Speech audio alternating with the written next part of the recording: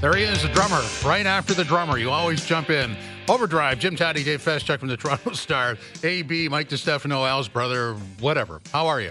Doing well, gentlemen. Doing very, very well on a Wednesday. Hump day. Dave, how are you? Couldn't be better. Couldn't be better. It's a little chilly out there. That was kind of a comprehensive, not comprehensive, a pensive. Couldn't be better. You were sort of adjusting it as you got to the second. Couldn't be better. Yeah. It feels like summer's over. Well, oh yeah. Well, 3 straight days cool in August. Yeah. When does that happen? The hockey deals are coming fast and furious.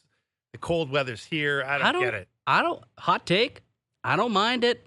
Oh. I don't mind this weather. I mean, once it starts dipping below this and we start to see a little bit of white stuff on the ground, that's when I got issues. No, I'll don't take do that. this, though. Don't do that. I'll take this for like another 3-4 months for sure. Getting dark earlier as I got home last night. Yeah.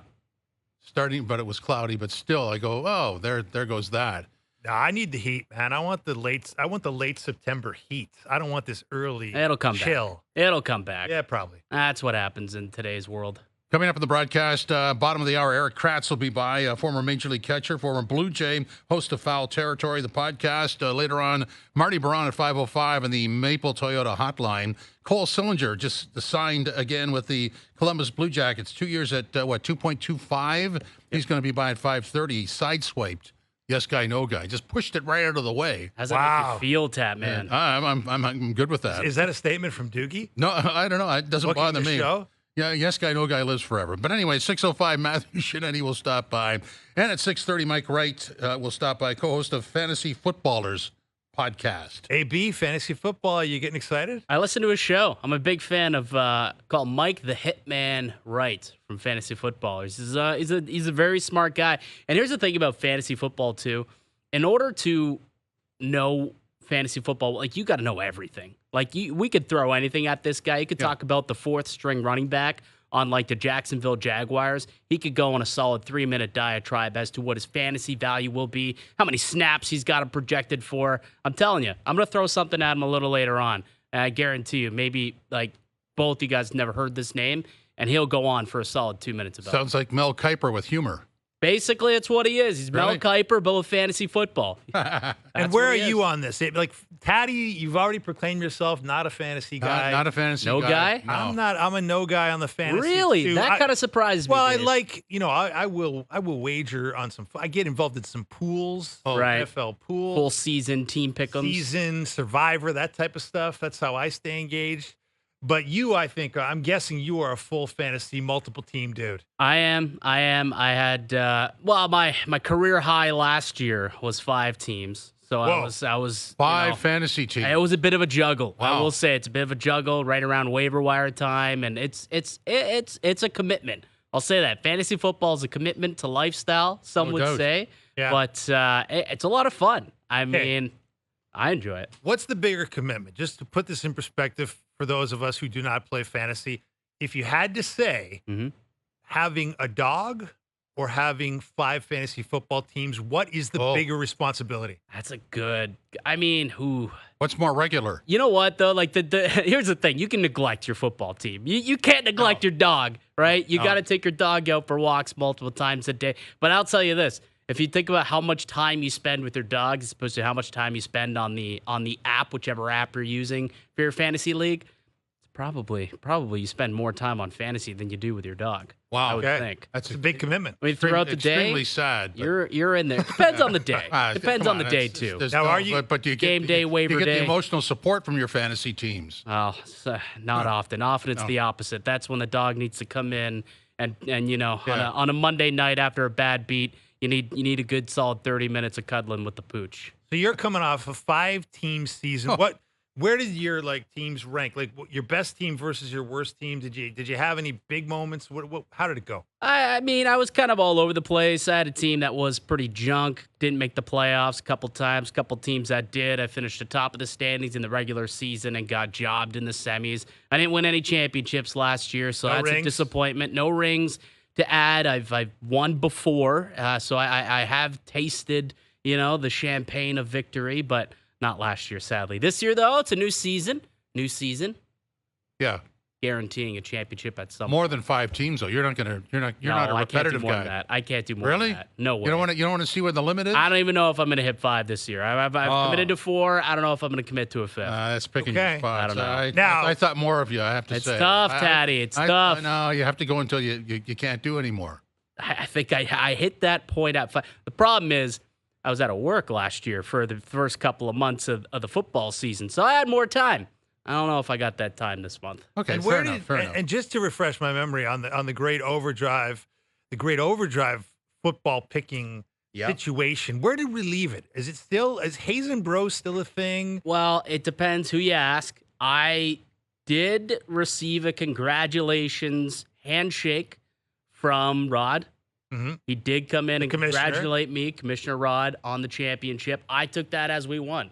They still believe that it was a tie because they won the regular season, we won the playoffs, but apparently the playoffs doesn't matter anymore. In what I don't know sport what that's all about. would that be a reality? In what That's sport? what I'm saying, Tap Man. Yeah, and like, where does that happen? exactly. Nowhere. So you're Nowhere. saying- It's you're all saying- about the playoffs. Wow. You're saying Owen Wilson, O-Dog and Wilson you're saying they're claiming victory, and you, Hayes and Bro, also are claiming victory. At the very least, they're claiming a tie. They're claiming a tie. They're claiming a tie. And Okay. look, no one likes a tie.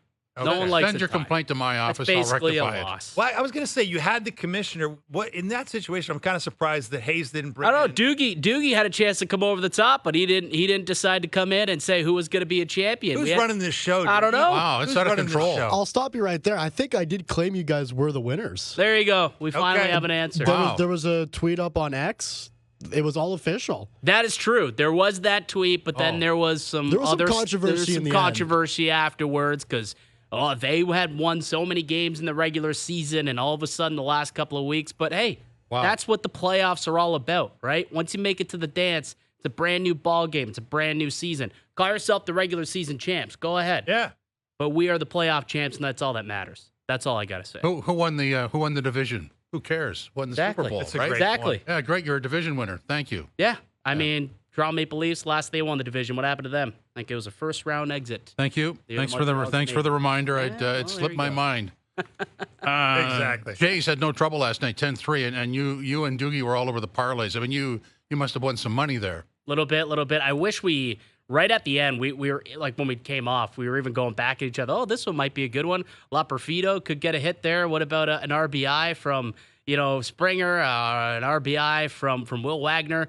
Man, Wags. From Wags. Sorry, that's your guy now, Wags. I mean, those balls were juice last night. They were popping those out. It was like Oprah. You get a homer, and you get a homer, and you get a homer. It was crazy. Season high 5 home runs out of the Blue Jays last night. And George Springer with 2. It's what everybody had envisioned all season long, but it finally happened. Well, so how does that make you guys feel? This is it's not a good team that they're playing. We can Well, look, also at this point, the rookie who came up, he's not a strong pitcher, but still. At this point, all you want is the kids to put some numbers up. Yeah. I wouldn't go to bank on that. Like I wouldn't take the last 6 weeks of the season and say, well, he hit 350. That means he's going to hit 350 next year. It doesn't work that way. No. But at the same time, I wouldn't be negative towards the guy for hitting 3. At least there's something to work with. Right. If you've got something there. The question is, what is it? Better than not having anything. Yeah. Look, it's kind of like it's a little. Obviously, it's a lot too little, too late for the Blue Jays for anybody to get too excited about anything. That's how I feel. It's like now you're Tempered. giving this to me. It's nice, but It's in some ways it's not even nice. Like the Blue Jay fans that I know are in a pretty foul mood right now. Right? They're tuned out. It's a lost cause season. So these games aren't of any consequence. And okay, I guess if you've got young guys, to your point, if you've got young guys that are performing and showing that there's something there, if Wags is a guy that you can go forward with, that's a good sign. But everybody knows they're going to need so much more than just a bunch of young guys that they fetched in these trade deadline deals. Yeah. They're going to need a lot more than that. For sure. The shopping list is so long that I don't think anybody's particularly impressed with anything that's come in the door in the wake of the deadline. I do have a note here. Blue Jays pushing the rotation back a day. Schneider says beginning with Chris Bassitt tomorrow. This is partly to set them up for a Boston doubleheader. Tomorrow's TBD for now with Yarborough, one option. That comes from Keegan Matheson. Go at the start, a little bullpen day to set up that doubleheader. Yeah. Isn't Danny Jansen's got that weird situation in this game, doesn't he? Where the Blue Jays have to pull him. They technically have to pull him out of the game in order for the Red Sox to use him. I'm pretty sure that is. I did read that. Yeah, I don't know why that would exist since he's no longer employed by the Blue Jays, but I guess the technicality. Because the game that they had played earlier in the season was called off. Yeah. Right? So that game, they're just resuming the game where Danny Jansen was a Blue Jay. Yeah. So now, he, in order for him to become an active player for the Red Sox, he's got to be taken out by the Blue Jays. Well, I guess they got caught. I don't think it's ever happened before. So, well, if you're Toronto, you take it. Like, what do you do? Leave him in. Let's go. I don't want to be pitching against Danny Jansen. Going to get stiff. Maybe you do. He hasn't been that good. We're going to have Cole Sillinger on later. So his deal was, 2 years at 2.25. So that's a guy coming out of an entry-level contract. And that sort of speaks to what we've been talking about earlier in the week with the two guys that left Edmonton for St. Louis. We're also stepping out of those contracts. This one, for whatever reason, seems reasonable, but not exorbitant. And sometimes you hit the wall with the pay dirt, and sometimes you don't. This is pretty fair. Yeah, I think he got, I wonder how much, I don't know if it's fair to say that teams maybe got spooked by the Edmonton situation where now there's a threat that an offer sheet could be afoot. Because for many years, there's not even a threat. You could just use the leverage you have as a general manager. You've got an RFA where they don't really have a whole lot to work with. Now, if there's that threat, okay, maybe we want to get some of these guys signed because maybe some other teams who missed out on the Broberg, missed out on the Holloway, maybe they'll go sniffing around. Let's just get these guys signed, especially a team like Columbus. It's not as though they're in a cap crunch. They can afford to overpay a guy, an extra $500,000 or so on a season, and it's not going to hurt them over the next couple of years through the duration of this contract. But, good for him. Young player. Started out really well in his rookie season and then kind of, hit a sophomore slump and somewhat bounced back last year. So he'll be going into his fourth season this upcoming year with the Columbus Blue Jackets. I'll be curious to see what he's been up to this summer to try and, better his game and come into this offseason ready to compete for a spot. Well, the numbers don't exactly jump off the page, though. No, they don't. This is a guy with 32 points last year, 13 goals, played 77 games. And he was getting decent ice time at 16 minutes a night. So considering he's kind of a shoot-first guy, he's not exactly he might have an all-star in waiting. No, it doesn't appear so, but he might have to be one of those players who's got to adjust his game. That happens all the time in the NHL. You absolutely tear it up in junior or even when you're a kid in Pee Wee, and you tear it up when you get to the Dub or the O or wherever, and then you get to the NHL and, you're not the best anymore. You're not the fastest. You're not the biggest. You're not the strongest. So what can you do? How do you adapt? And how can you make yourself useful to the team? And for a guy like Cole Sillinger, well, he's looking ahead of him on the depth chart. And you've got a guy like Adam Fantilli. They signed Sean Monahan to be a top six centerman with that big contract this offseason. So for him, it's like, okay, I might have to carve out a role as a bottom six player. And if that's the case, we know you got to dig in. You got to grind a little bit more. You might not get the sexy stats, and he might have to change his game. I think of a guy like Sam Bennett, for example. When he was in Kingston, he was a high point producer, right? He went 4th overall to the Calgary Flames. Now what is he? He's still a good player, but he's not known as a point producer. He had to change his game, right? TJ Brody, as a defenseman, went from being an offensive, I don't call him a dynamo, but very offensive, put up a lot of points early in his career, transitioned into a defensive defenseman once he got here, late in the stages in Calgary and into Toronto. So maybe he's got to change his mindset and adapt and change his game a little bit too. No doubt about it. But it is an interesting story. You got a guy, he was born in Columbus when his dad, Mike Sillinger, was playing for the Blue Jackets and now playing for the Blue Jackets. Because Mike Sillinger, as you were pointing out in the cafeteria, Al's brother, Mike Sillinger is one of the great suitcases in the history of the NHL, right? Yeah. 12, Guaranteed trade deadline day story. 12 different Guaranteed. teams. And his career high, guys, Mike Sillinger's, Papa Sillinger's career high with one team was 155 games played with the Columbus Blue Jackets. The Suns already played more in 3 years, 220 with the Blue Jackets, and now not a 2-year traded deal, and hasn't yet to be traded. Not yet. So it's not exactly like father, like son. So RFA is still out there, and I was looking at the list. There are, I think, around 12 or 13 teams that would have $6 million plus to spend if they were so inclined. So it would knock out. It wouldn't be any of these guys. Jeremy Swayman, Sider, Detroit, Raymond, Detroit, Seth Jarvis, Thomas Hartley. These guys are the two Detroit guys. I mean, I remember reading stories going into the draft where they were supposed to be signed, and now, 2 months later, still not signed for whatever reason. Well, there's a lot of that going on around the league, right? I mean, there's plenty of foot dragging on these late summer deals. People are sort of, I guess it is obviously heating up. Doug Armstrong and Stan Bowman have been hard at work the past couple of weeks, but these are all big ticket guys too. Yeah, well, sure. The one that kind of intrigues me there is Jeremy Swayman, and I'm still shocked that they went ahead and traded Linus Ullmark to Ottawa without having that deal kind of, done, like for lack of a better word, like solidified, and he's clearly now their number one, and he's got to take on a big bulk of the load. They don't have him done yet. They don't have that contract signed yet, and I believe he declined arbitration. He had a chance to go to arbitration That's again. right. Last year he didn't go so well. He talked about publicly how he did not enjoy the process, and most players come out saying that's the case. It's not a fun process. So he decided not to go to arbitration this year and just figured we'll figure something out. Well, we're sitting here. It's now what? August 21st. No deal yet. About 3 weeks away from training camp. I think it'll come, but it is kind of peculiar that they haven't got it done yet. And in some cases, the player can ask for arbitration. Sometimes you're arbitration eligible, but sometimes you can ask for it, hoping that forces the team to work out a deal before the arbitration. Right. And I don't know what happens with these guys. Obviously they didn't, and I don't know if they were eligible, but these are all big ticket guys. And really, when you look at who they are, they're important to their franchises. For sure. Who knows why they're still out there? Yeah, well, look, Swayman's obviously incredibly important to the Boston Bruins, and it is kind of a fascinating order of events, right? The fact that they've had this embarrassment of riches in net, and then they let Ullmark go to the Senators, which really puts the leverage in terms of the contract negotiation, but then squarely in the court of Swayman.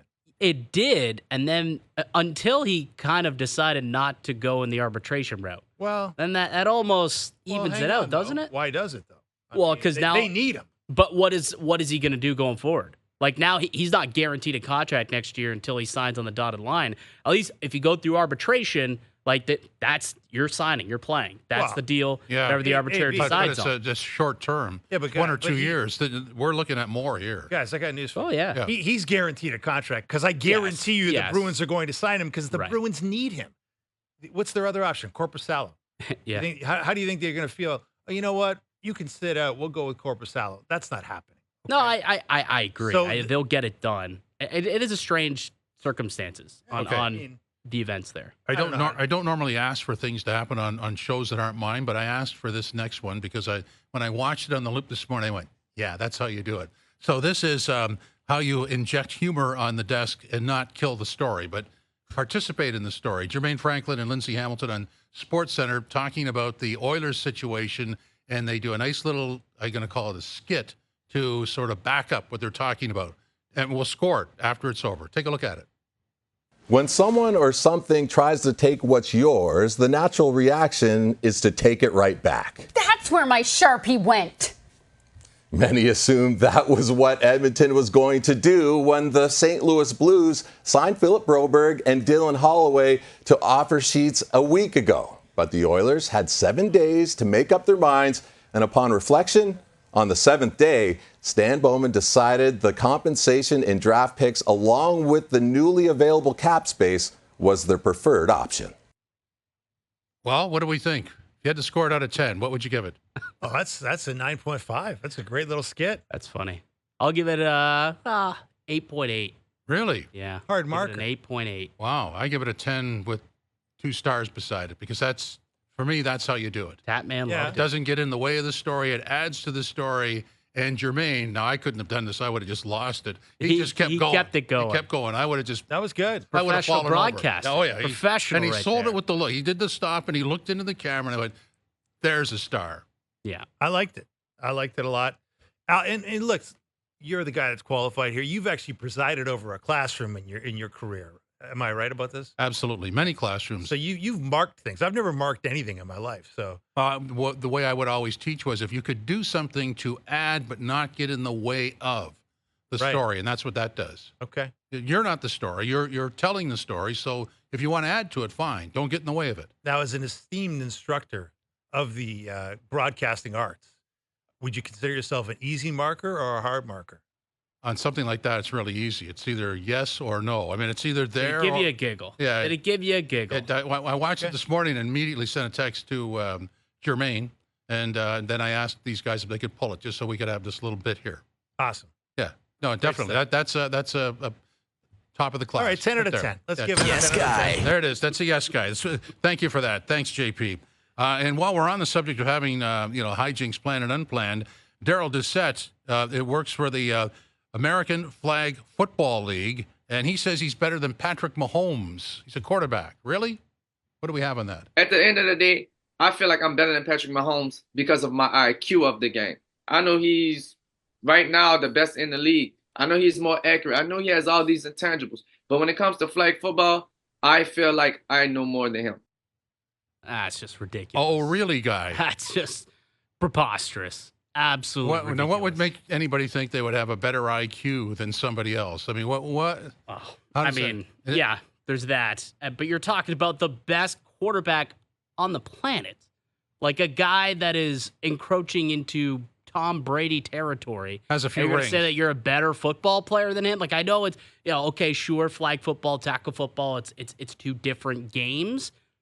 But I guarantee this guy could go out there and make you look silly. Did you see the behind-the-back pass he made the other day? That was great. Bad timing for that statement, by the way. I mean, there's never been a good timing for that statement. There's his response. That's Mahomes' response. Yeah, Mahomes probably thinking, is there another Patrick Mahomes I don't know about Yeah. that you're Talking referring about to? me? Yeah. Like, is this someone who works at, like, the dealership out in Aurora that you're referring to? It's I You just, know what, though? Like, outrageous I comment. will say this. You can understand why the guys playing in the AFFL, the American Flag Football League, are a little testy right now because just when they thought they had a chance to go to the Olympics in 2028, because flag football is going to be an Olympic sport at the 2028 Los Angeles Olympics, now they're finding out, wait a second, the NFL players are expressing interest in playing in the 2028 Olympics. perfect. And guess what? The AFFL, they might not have such a good chance of making that team. No. I think I said there was another wide receiver, too, who's going off saying that he believes that they deserve the right to play. And like, you can make the argument, should pros be at the Olympics? It's an age-old argument that we've had. But, I mean, this guy, that's as if legitimately back in, was it 98 when the NHL got reintroduced to the Olympics? The 98? Yeah. In Nagano? Exactly. Nagano. Yeah, that'd be like whoever made the team in 1996. I have no idea because they weren't NHLers. 94. So whoever it was, 94. That'd be like someone saying, "Oh, I think I'm better than Wayne Gretzky because I know the international game. I can play the big ice." But you like, would never come say on. you would never say you have a better IQ than Wayne Gretzky as a hockey I could player. see the Are ice you better kidding? than Wayne Gretzky. Really? The big Yeah, ice out really. there. I think you're always treading very dangerous territory when you compare yourself to Patrick Mahomes. Yeah, it's let alone But, saying but, you're. but think of the timing. This is like a day or two after the behind the back pass. yeah. That Oh, everybody that was exactly. plastered all over social media. Not to mention the and back- North not- American television. Not to mention the back-to-back Super Bowls. I was Yeah. gonna say Yeah. there hasn't been a time to consider yourself better than Mahomes in the last like 5 years. Probably, It kinda- probably 10. It kind of reminds me of, remember the dad of Malachi Flynn, former Raptor, Malachi Flynn. 50-point man Malachi Flynn.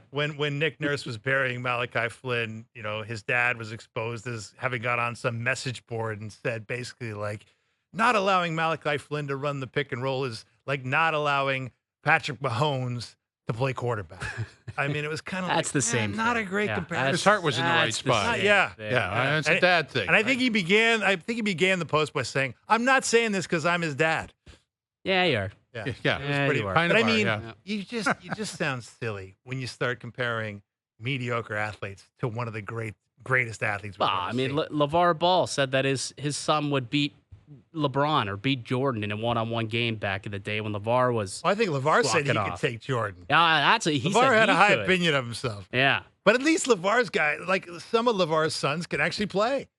Yeah. Unlike Malachi, who's struggling to get playing time. 50 points, my friend. 50 points. Okay, that was one game, Tat, man. 50 points. Hey, yeah. David Ayers had quite the game too, buddy. Yes, he did. Yeah, bringing in a couple of old one leaf, shining moment. leaf awards here. And still riding it, which is good for him. Coming up next, we're going to have Erik Kratz on, host of the Foul Territory podcast, talking some baseball, of course.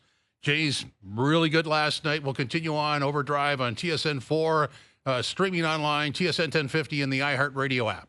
OverDrive today, Jim Tatti, Dave Feschuk, and Al's brother manning the controls. Tomorrow, I think it's Frankie C. and Strutty will be in here, and Friday it's just me and you, Dave. So that's a classic Friday in the middle of the summer. That's OverDrive. Right.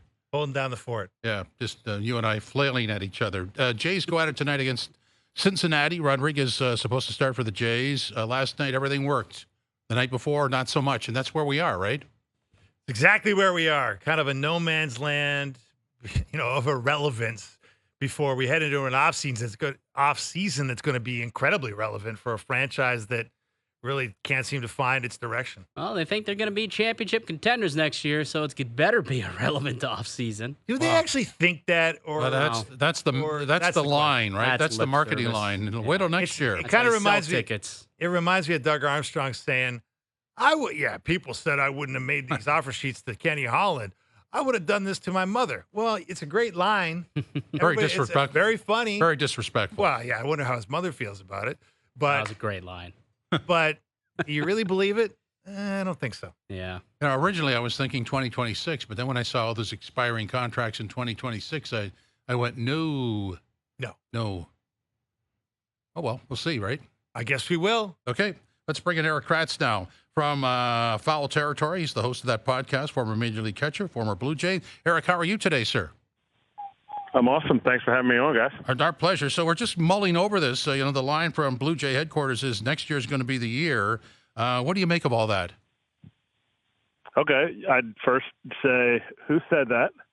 And the front office. Does he want to the front office. Are they still looking to stay employed this year? Good call.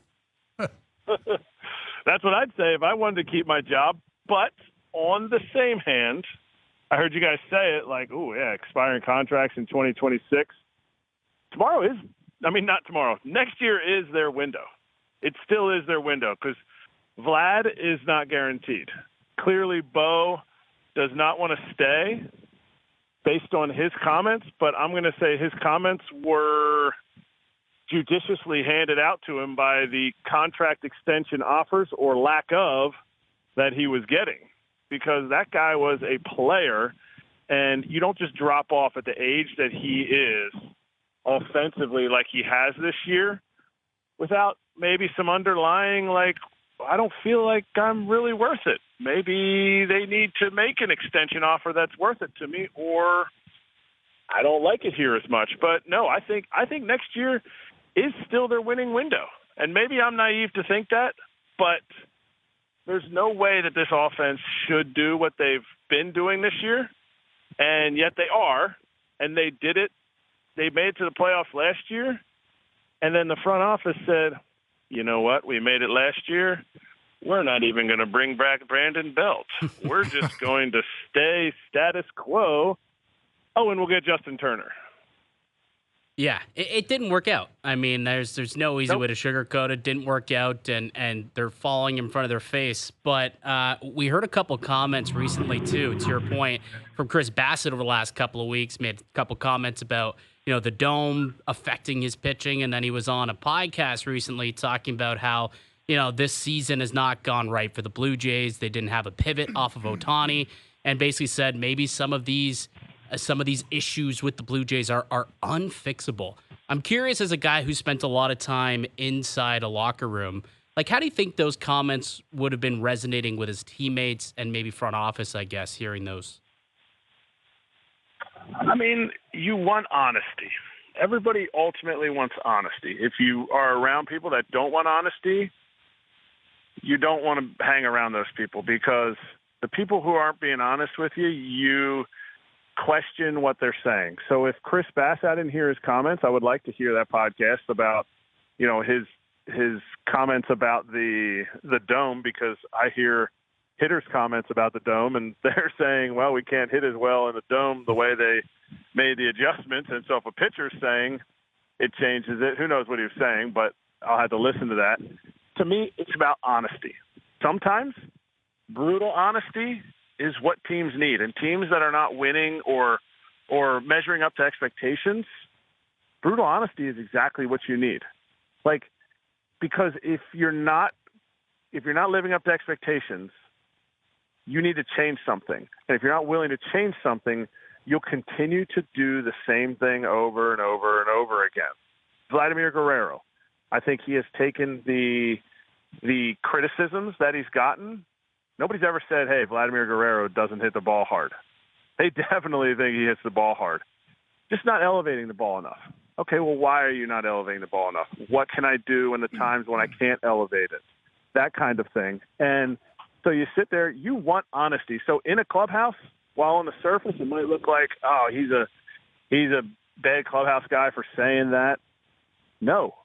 You want honesty, and if it makes somebody better, then those comments are well worth it.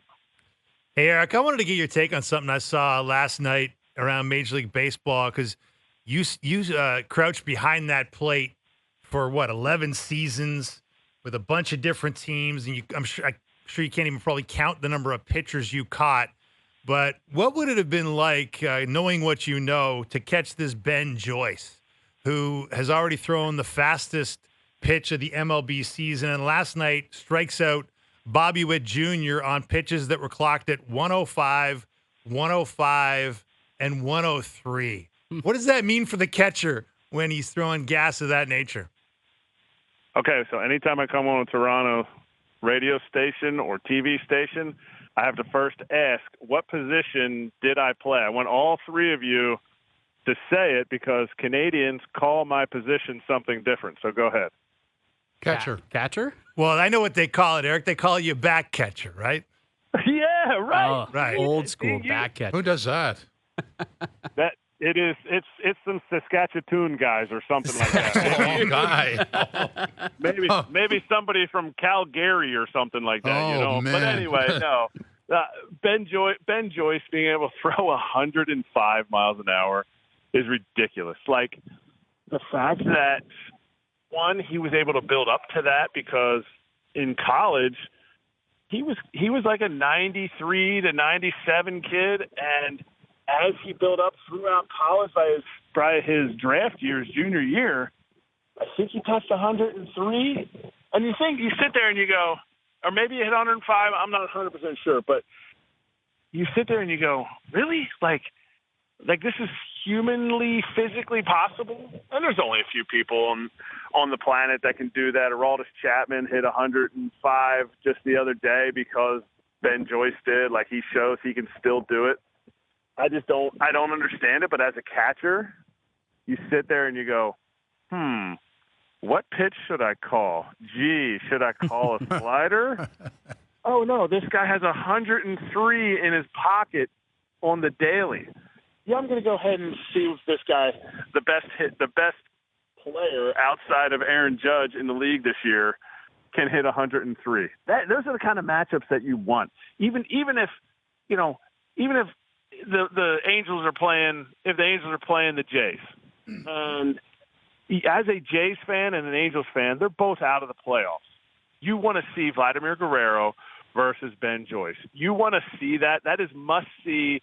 If it's 3 pitches, if it's 1 pitch and Vladdy shoots him off the third deck, you want to see that matchup, because that is unbelievable to be able to have that type of arm. And you see him everywhere in the game. Everybody's throwing 100, and this dude's 5 miles an hour harder than the dudes who I am super impressed with that throw 100.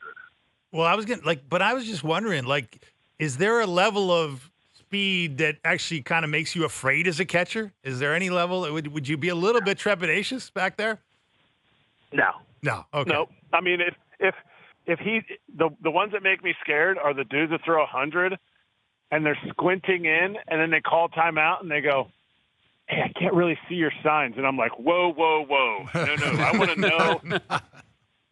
I want you to know that I'm calling a fastball when I am and when I'm calling a slider, because just like these hitters aren't able to react, I'm not able to react if I'm thinking a slider's coming and you go 105 to my grill. Yeah, you want to ask him if he can see the plate. Exactly. I want to go back to Yep. I want to go back to Bo, because I just think we're going to be spending a lot of time on Bo Bichette. So we've had people on the shows that I've done where he's been accused of information overload. They're putting too many thoughts in his head. And you're talking about the contract situation. And we had somebody on the other day talking about the return for a trade with Bo, and it has to happen sooner rather than later. And the return was sort of what they got in the Kikuchi deal, which might be good, but I think it'd be a bit of a disaster for the franchise. So how should they have handled this, and can they still salvage it? Can they still salvage the relationship with Bo or the trade market? No, well, I guess salvage it for the betterment of the franchise. So there's a political statement. So which is better for the franchise is what you want me to figure out for Jay's organization. You know what? The organization has to understand that each individual player needs different things. So you talk about information overload. Bo Bichette is not Davis Schneider. Davis Schneider ground his way to the big leagues, didn't get his opportunity as early as Bo. Bo came up in the game. He learned from a guy who played in the big leagues, his dad. And so I'm not saying he doesn't want information or he does. I'm saying that you need to get to his level and see what makes him the best player. And as far as him returning as a Blue Jay, you need him to either be the best player that he is so you can get the most for him, or you need him to be the best player that he is so you can get the most out of him and he plays on your team, because he can be a valuable piece. He's led the league in hits, I think, twice in his young career. Yep. He is a young player, and he has an opportunity to do, or the team has an opportunity to do something every time he's up to the plate. A guy that can get 2 hits a night is way more valuable than the guy that can get 1 hit a night. It would be like saying in hockey, hey, I've got a guy that really, really, runs blue line to blue line well, but doesn't score. And you tell him, hey, I need you to score. Okay. That doesn't apply. So Bo Bichette, if you're sitting there going, I need you to be Gold Glove defense, which he's not, and I need you to hit more home runs, you're asking him to be somebody he's not. And there's some kind of disconnect with the organization and him for him to say the comments that he's not pleased there. But I also think if he can be happy, even traded, if you can make him happy traded, then you're getting more value out of him, because he's going to go to another organization and most likely give you the kind of haul that you want. And I don't think it's going to be a Kikuchi type of haul. I'm thinking it's going to be, I would love to see Bo Bichette a 1-for-1 with one of the starting rotation guys from the Mariners. I would love to see a 1-for-1, 2 big league teams that are still in the playoff hunt, and not just can we get 4 really good players for Bo Bichette? I just feel like Bo Bichette is a starting shortstop in the big leagues who can lead the league in hits. And the org, this will be career defining, whether it's Ross Atkins somehow still keeping his job, or it's the next GM and president that are now, tasked with trading Bo Bichette or keeping him or extending Vlad.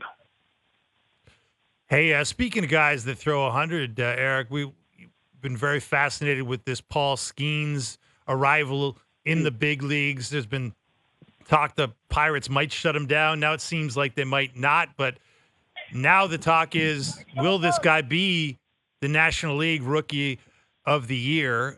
Where do you think he sits on that race? Fortunately, we're doing this on August 21st, and so if we had done this 3 weeks ago, I would have said, yep, National League Rookie of the Year. The Pirates are still in it. he's going to lead this team to close to the playoffs, but just fall short. Now, the Pirates have absolutely made this an easy decision for me, because to me, what Jackson Merrill is doing on the most exciting team since the All-Star break, maybe not the best team, but the most exciting team, San Diego Padres, Jackson Merrill has pushed himself, to me, into the favorite for the National League Rookie of the Year. And I hope it goes down as a mistake for the Pirates, because had they called him up earlier and he was in the top 2 in the Rookie of the Year voting, the Pirates, who refused to spend any money, would have gotten a draft pick for calling him up and him winning or getting second place in Rookie of the Year. And he would have had a better shot because he would have pitched all year in the big leagues. And he clearly could have been up, but they didn't. So I think it'll be Jackson Merrill. But man, oh man, Paul Skeens' future is really bright. Erik, thanks very much. We enjoyed the conversation.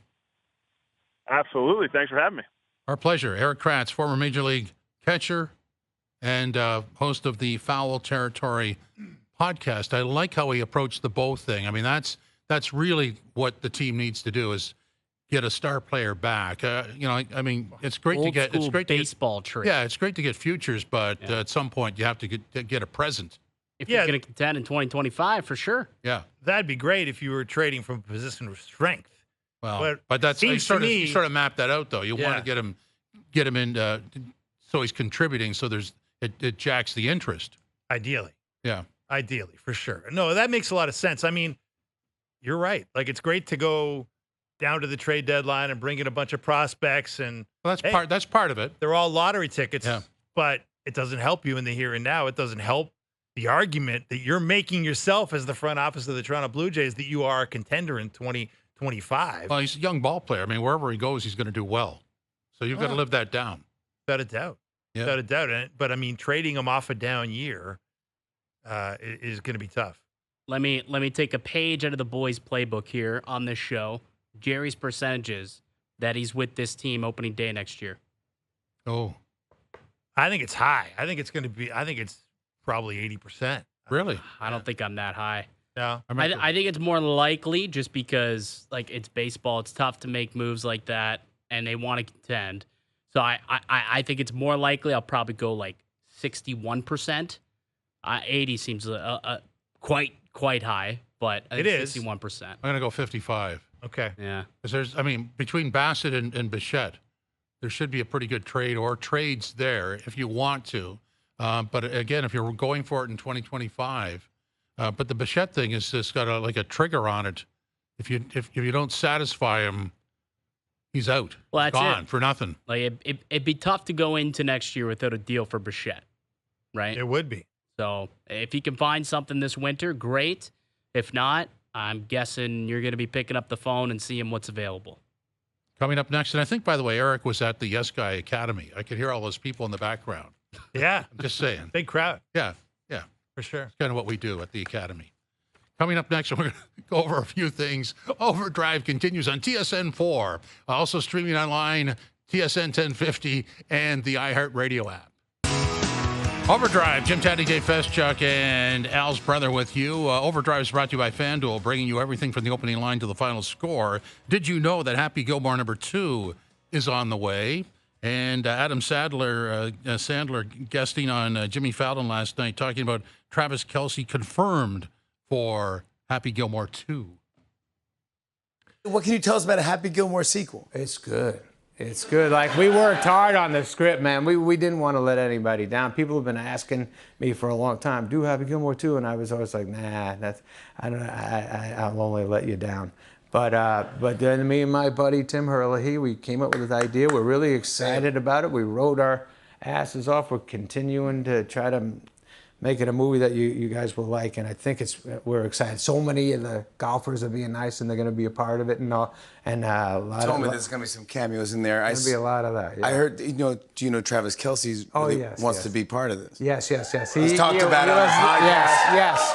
Travis he mentioned it, and so we have a nice something for Travis. He's going to come by and he's cool, very nice guy. You guys would love him in real life. What a big, handsome guy and funny and cool as hell. He's a stud. He's a stud and he's so funny. There you go. I've got the scene. I've got the scene where he comes in. Travis Kelce will be Happy Gilmore 2's version of the Bob Barker scene. Yeah. You just get Travis Kelce just filling in Sandman at the Pro-Am. What do you think? I like it. That makes sense. Great visual. I mean, I could visualize it. I could see it happening. That is one of the sad angles. That is one of the sad angles of the sequel is that Bob Barker, sadly, no longer He with. will not be a part of it. Died last year at age 99. Yeah. Speaking of studs, I mean, what a stud that Bob Barker was. Hey. But yeah, like, wouldn't that be a little bit? That's a bit of a mismatch, though. Wasn't the beauty of the Bob Barker thing like? Well, you did put Drew Carey instead. An unlikely tough guy. You were Drew Carey. I mean, I think Travis Kelce beating the crap out of Adam Sandler, not exactly kind of surprising. House Brother, is that really comedy or kind of like cruelty? Yeah, I don't know. I guess you can make Could that go either way. Could go either way. I like it though, man. I like. Well, Jason Kelce. There you go. Together. Yeah, maybe they need both. In the lucha mask. There you go. Hey, man, maybe you get on the writing team. Call up Sandler. Did you see the casting Sandman. call? There's video of that. The casting call in New Jersey today, guys. 12,000 people showed up to try and get a part in Happy Gilmore 2. We'll get into that in hour number 2.